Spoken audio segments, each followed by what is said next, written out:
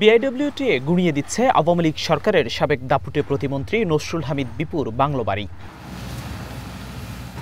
BIWTA বলছে প্রায় 1.5 একরের এই বাড়িটির অর্ধেকের বেশি বুড়িগঙ্গার তীর ঘেঁষে সরকারি জমি দখল করে নির্মাণ করা হয়েছে।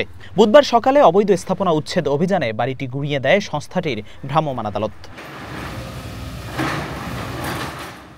জানা যায়, আওয়ামী লীগ সরকারের সাবেক এই প্রতিমন্ত্রী একান্তে সময় কাটাতে দক্ষিণ কেরানীগঞ্জে ফতুল্লা লঞ্চঘাটের উল্টো দিকে বুড়িগঙ্গার তীরে গড়ে তুলেছিলেন এই বাংলোটি। ছুটির দিনে পরিবারের সাথে সময় কাটাতে কিংবা রাজনৈতিক আলোচনায় সরগরম থাকতো বাড়িটি। লবণের ফ্যাক্টরি ছিল, কোল্ড স্টোর ছিল।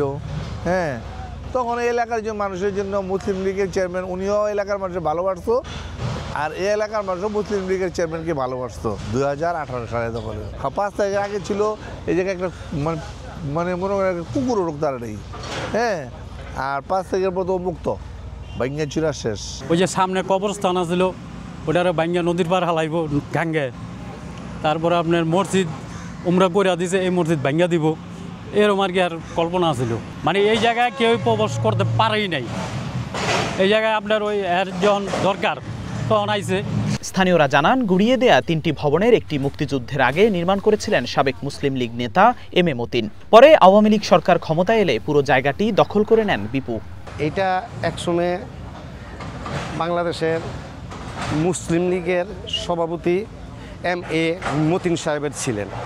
এখনও ওনার কিছু জায়গা এখানে আছে, ওনার কবর আছে, ওনার পারিবারিক কবরস্থান এবং মসজিদও আছে পাশে। এখন ওনার অবর্তমানে ওনার ছেলেরা ছিলেন। বিপু সাহেব এটার দায়িত্ব নেওয়ার পরে উনি এটার আবার নতুন করে সম্প্রসারণ করছে এবং এটার ভিতরে উনি আসেন, বসেন, উনি কী করেন না করেন এটা তো এই এলাকার মানুষ যারা নেই, ওনার দলের লোক, ওনার কাছের লোক, ওনারা বলতে পারবেন। বিগত সরকারের আমলেও বাড়িটি গুঁড়িয়ে দেওয়ার চেষ্টা করে বিআইডব্লিউটিএ, কিন্তু ক্ষমতার দাপটে ব্যর্থ হয় সেই চেষ্টা। প্রায় 1.5 একর জায়গা এখানে আমাদের এই অবৈধভাবে এই বাংলো বাড়িটি নির্মাণ করা হয়েছিল। ইতিপূর্বে আমাদের উদ্যোগ নেওয়া হয়েছে এবং বেশ কয়েকবার আমরা এখানে আমাদের নোটিশ করেছি, আমাদের মাইকিং করা হয়েছে, কিন্তু তারা এটা অপসারণ করে নাই।